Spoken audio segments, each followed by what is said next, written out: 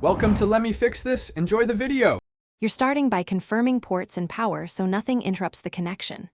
First, inspect the TV's back or side panel for HDMI ARC, optical toslink, or a 3.5 headphone jack. Note which your speaker supports.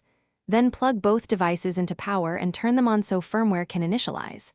Once done, have the appropriate cable ready: HDMI for best audio bandwidth, optical for clean digital, or aux for legacy gear, because choosing the correct interface determines signal quality and latency. Now you'll connect the chosen interface and adjust settings. If using HDMI ARC, plug into the TV's ARC-labeled HDMI and the speaker's HDMI ARC port. Enable HDMI-CC and ARC in TV settings so volume passes through. For optical, insert the toslink cable firmly and switch TV audio output to optical. Set format to PCM if the speaker lacks Dolby decoding. If using Bluetooth, put the speaker in pairing mode and select it from the TV's Bluetooth list. Make sure cables are snug to avoid dropouts. Finish by configuring audio format and verifying sync so you get clean sound without lag.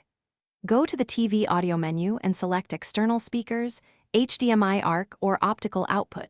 Set audio format to match your speaker. Choose PCM for compatibility or bitstream for surround-capable systems. Play varied content and watch lip sync. If dialogue lags, adjust audio delay settings. If no sound, check cable seating. Try a different cable, toggle Bluetooth pairing, or power cycle both devices. This resolves most handshake. Thanks for watching. If you found this helpful, don't forget to like and subscribe.